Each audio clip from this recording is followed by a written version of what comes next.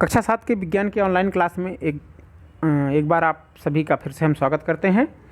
और अपने पाठ्यक्रम में हम 12वीं इकाई पढ़ रहे हैं। इसमें हम लाभदायक पौधे एवं जंतुओं के बारे में जान रहे हैं कि क्या लाभदायक पौधे कौन से होते हैं या जंतु कौन से होते हैं और हानिकारक पौधे और जंतु कौन से होते हैं। तो अभी तक हम पिछले लेक्चर में हानिकारक पौधों और जंतुओं के बारे में पढ़े हैं कि वह कौन कौन से ऐसे जंतु हैं और वह किस तरह हमें हानि पहुंचाते हैं। आज की क्लास में हम देखेंगे कि लाभदायक पौधे और जंतुओं के पौधों के बारे में कि कौन कौन से ऐसे पौधे होते हैं जो कि हमें लाभ पहुंचाते हैं। मानव जीवन पर और दूसरे जंतुओं पर इन पौधों का बहुत प्रभाव पड़ता है, क्योंकि भोजन के लिए हम किसी न किसी तरह रूप में इन्हीं पर हम आश्रित होते हैं, चाहे प्रत्यक्ष या अप्रत्यक्ष रूप से। इन पौधों से हमें भोजन, मसाले, औषधियाँ, रेशे, फल, ये सारी चीज़ें प्राप्त होती हैं। तो अलग अलग कैटेगरी में रखा जाता है इन्हें। तो भोजन प्रदान करने वाले कौन से ऐसे पौधे होते हैं जिनसे हम भोजन प्राप्त करते हैं। मनुष्य की जो पहली मूलभूत आवश्यकता है हमारा भोजन, अनाज जैसे चावल, गेहूँ, जौ, मक्का, बाजरा, इन सब चीज़ों से हमें मंड प्राप्त होता है, जिसे हम कार्बोहाइड्रेट भी कहते हैं। और इनमें से कुछ विटामिन और प्रोटीन भी पाया जाता है। अनाज के पौधे के तनों का उपयोग जो है पशुओं के चारे के रूप में भी किया जाता है। अनेक पौधों के विभिन्न भागों जैसे जड़ से मूली जो है जड़ है, गाजर भी जड़ है, तना जो है उससे आलू, प्याज या तने हैं, पत्ती से चौलाई, पालक, पुष्प और पुष्प से गोभी, फल से सेम, बैगन, मिर्च, भिंडी और बीज से राजमा, मटर, इन सब चीज़ों का हम प्रयोग जो है भोजन और सब्जियों के रूप में करते हैं। और हरी सब्जियों से विटामिन और खनिज लवण काफ़ी प्रचुर मात्रा में हमें प्राप्त होता है। फल पोषक तत्वों के बहुत अच्छे स्रोत माने जाते हैं, जो कि पौधों से ही प्राप्त होते हैं। केले से बहुत अधिक ऊर्जा प्राप्त होती है, खनिज प्राप्त होता है। अमरूद, संतरा, दूसरे जो साइट्रस फल हैं जैसे कि खट्टे फल, नींबू जाति के फल को हम साइट्रस फलों की श्रेणी में रखते हैं।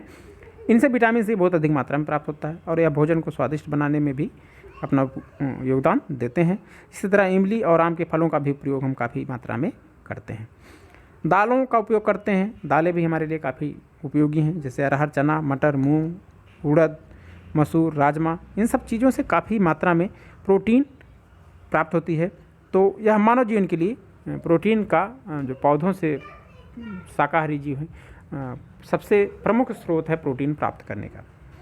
मसाला भोजन को स्वादिष्ट बनाने और सुगंधित बनाने में उपयोग किया जाता है। यह भोजन को सुरक्षित रखने में भी सहायक होते हैं। मसाले के पौधे के विभिन्न भाग जैसे पौधे के फल से जो मसाले प्राप्त होते हैं उनमें लाल मिर्च, काली मिर्च, जीरा, अजवाइन, और जो जड़ों से प्राप्त होने वाले मसाले हैं उनमें हींग, तनों से जो प्राप्त होने वाले मसाले हैं उनमें हल्दी, अदरक, ये सारी चीज़ें जो है भिन्न भिन्न भागों से पौधों के प्राप्त की जाती हैं। तेल का भी उपयोग भोजन में काफ़ी मात्रा में किया जाता है। सरसों, तिल, अलसी, सोयाबीन, नारियल, ये सारे तेल जो हैं भोजन को पकाने में उपयोग किए जाते हैं। वहीं केवड़ा, गुलाब, इन पुष्पों से तेल जो प्राप्त किया जाता है उनका उपयोग भोजन को सुगंधित बनाने में किया जाता है। धान की भूसी से भी तेल प्राप्त किया जाता है आजकल, और उसका उपयोग भी भोजन के पकाने में किया जाता है। ये तो भोजन के लिए बात हो गई। इसी तरह रेशे प्रदान करने वाले भी काफ़ी लाभदायक पौधे हमारे पर्यावरण में मौजूद हैं। भोजन के बाद हमारी जो दूसरी आवश्यकता होती है वह वस्त्र होती है। भोजन, कपड़ा और मकान। तो दूसरी आवश्यकता हमारी वस्त्र होती है। तो वस्त्र प्रदान करने वाले या रेशे प्रदान करने वाले पौधे कौन कौन से हैं? कपास, जूट, नारियल, इन पौधों से हमें रेशा प्राप्त होता है, जिनसे वस्त्र और मानव जीवन की दूसरी अन्य उपयोगी वस्तुएं तैयार की जाती हैं। कपास के फल से रुई निकाली जाती है। नारियल से नारियल के रेशे प्राप्त होते हैं या जट्टा प्राप्त होती है। और जूट के पौधे के तने से जूट के रेशे प्राप्त होते हैं या रस्सियाँ और बोरे बनाने के काम आते हैं। और इन काफ़ी वस्तुओं के आप जो है संपर्क में भी आते हैं, देखते हैं कि कौन सी वस्तुएं रेशों से, जैसे कपड़े हमारे हैं, बोरे हैं, तमाम तरह के घरेलू उपयोग की वस्तुएं हैं, वह सभी रेशों से तैयार की जाती हैं। जूट से रुई से सूत बनाकर वस्त्र बनाए जाते हैं। जूट से बोरे और उसकी जटा का उपयोग करके रस्सी, चटाई, गद्दे और सोफे, इन सब चीज़ों को बनाने में इन रेशों का उपयोग किया जाता है। इसी तरह औषधियाँ प्रदान करने वाले भी पौधे होते हैं, जो जिनसे हम औषधियाँ प्राप्त करते हैं। आवश्यकता के अनुसार जो है उन पौधों को खोजा गया कि जिनसे हमें औषधियाँ प्राप्त होती हैं, या वह ऐसे पौधे जो कि औषधीय गुणों से युक्त होते हैं। इन पौधों में अगर हम नाम लेंगे तो हल्दी, अदरक, मुलेठी, लहसुन, लौंग, हींग, अजवाइन, तुलसी, ये सारी चीज़ें जो हैं हम अपने दैनिक जीवन में उपयोग करते हैं और ये औषधियों का कार्य करते हैं किसी न किसी रूप में। पेड़ पौधों के विभिन्न भाग भी औषधियों को बनाने के लिए उपयोग में लाए जाते हैं। नीम के पेड़ का जो प्रत्येक भाग है उसे हम कई तरह से उपयोग करते हैं। जैसे नीम की छाल का उपयोग काढ़े के रूप में किया जाता है, नीम की पत्तियों को हम एंटीसेप्टिक के रूप में उपयोग करते हैं। इस तरह उसके पतले तने से जो है हम दातून के रूप में उसका उपयोग करते हैं। तो अनेक तरह से यह हमारे लिए लाभदायक होते हैं। अनेक बीमारियों में घावों को धोने के लिए एंटीसेप्टिक के रूप में नीम की पत्तियों का उपयोग किया जाता है उबालकर।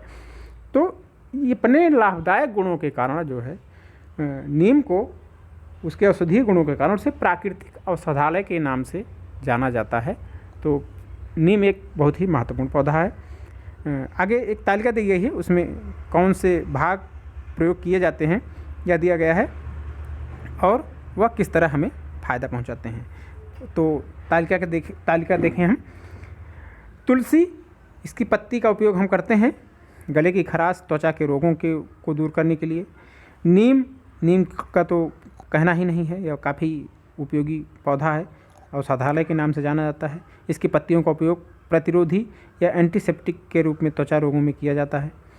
और सर्पगंधा जो एक पौधा है, राउल्फिया के नाम से जाना जाता है, उसकी जड़ का उपयोग अनिद्रा, रक्तचाप को कम करने में किया जाता है।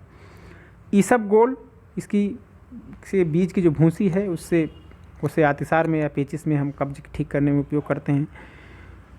चाल मोगरा, यह भी एक पौधा है, इसके बीज का उपयोग हम कुष्ठ रोग और खुजली को दूर करने में करते हैं।